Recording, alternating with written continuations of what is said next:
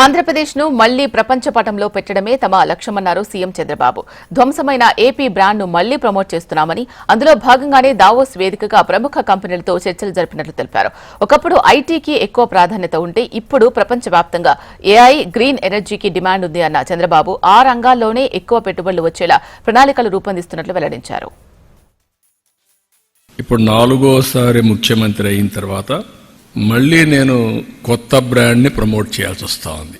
Total గా demolish అయినటువంటి Andhra Pradesh brand ని, డిస్ట్రాయ్ అయిన బ్రాండ్ ని ఇప్పుడు మళ్లీ ఇండియాలోనే కాకుండా ప్రపంచం మొత్తం కాదు, మేము ఉన్నాం, మీరు రండి, మేము అన్ని విధాలా సహకరిస్తాం అని చెప్పే పరిస్థితికి వచ్చింది. దాన్ని ఎడ్యుకేట్ చేయడానికి ఎన్ని ఫోరమ్స్ ఉంటే అన్ని ఫోరమ్స్ ఉపయోగించుకుంటున్నాను. అందుకే ఈ రోజు కొత్తగా ఇంకొకటి స్టార్ట్ చేశాను సిఐతో కలిసి. జిఎల్సి గ్లోబల్ లీడర్షిప్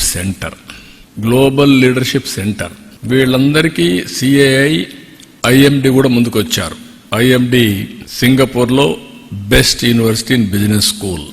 వాళ్ళు వచ్చి ఒక కొలాబరేషన్ చేసుకొని అకాడమిక్ ఇన్స్టిట్యూషన్స్ అన్ని ఐఎండి తీసుకొస్తారు, వరల్డ్ బెస్ట్ ఇన్స్టిట్యూషన్స్ ని. సిఐఐ ప్రాతినిధ్యం వహిస్తారు. ఒక మేనేజ్మెంట్ కమిటీ ఒకటి పెడతాం. దీంట్లో టాప్ ఇండస్ట్రియలిస్టులు అందరినీ ఇన్వాల్వ్ చేస్తాం. మేనేజ్మెంట్ కమిటీలో కూడా గ్లోబల్ లీడర్స్ అందరినీ తీసుకుంటాం. Who are all willing to join, will take them. Global leaders ని, ఆంటర్ప్రెన్యూర్స్ ని ప్రమోట్ చేస్తాం. 2047 కి ఈ రోజు పర్ క్యాపిటల్ ఇన్కమ్ లో నెంబర్ 1 ఉన్నాం. ఆ రోజుకి వెల్త్ క్రియేషన్ లో, వెల్త్ లో మోస్ట్ ఇన్ఫ్లుయెన్షియల్ కమ్యూనిటీగా ఇండియన్స్ ఉంటారు. దాంట్లో 35% తెలుగు వాళ్ళు ఉంటారు. దట్ ఈస్ మై డిజైర్, నా కోరిక, నా ఆశయం. దానికోసం పనిచేస్తున్నాం.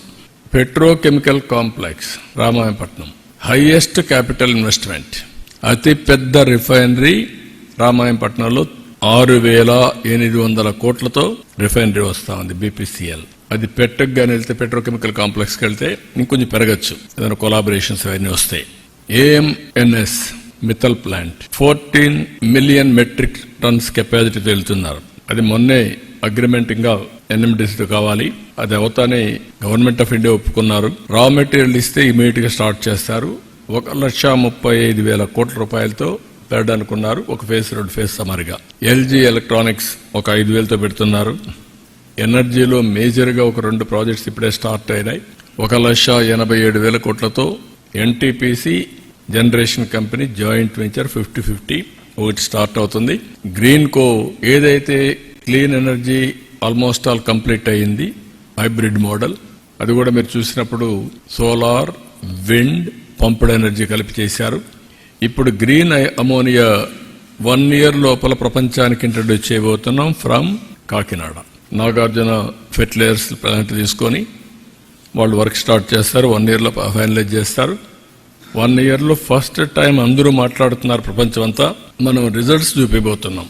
ఆ ప్లాంట్ లో కూడా పెట్రోనాస్ ప్లస్ గ్రీన్ కో ఇద్దరు కలిసి జాయింట్ వెంచర్లు వెళ్తున్నారు. మార్కెట్ కూడా టైప్ చేసుకుంటున్నారు. They are going ahead. అదే మాదిరిగా రిలయన్స్ దగ్గర ఒక 65,000 కోట్లు పెట్టి బయోఫ్యూయల్ పెద్ద ఎత్తున వెళ్తున్నారు. 500 యూనిట్లు పెట్టబోతున్నారు. అవి కూడా వర్క్ స్టార్ట్ అవుతుంది.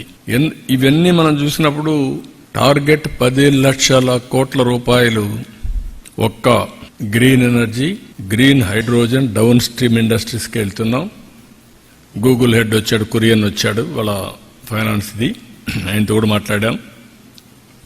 అది వస్తే ఆల్మోస్ట్ ఆల్ రెడీ అయింది. వాళ్ళకి చిన్న ప్రాబ్లమ్స్ ఉంటాయి, అవన్నీ కూడా క్లియర్ చేశాం. అమెరికన్ సైడ్ టాక్సేషన్ ప్రాబ్లమ్స్ ఉన్నాయి, కూడా వర్కౌట్ చేస్తున్నారు. అది కూడా కంప్లీట్ అయిపోతే ఆ ప్రాజెక్ట్ వస్తే గేమ్ చేంజర్. అది విశాఖపట్నంలో ఐటీ ఒక రెవల్యూషన్, ఒక బూమ్ వస్తుంది.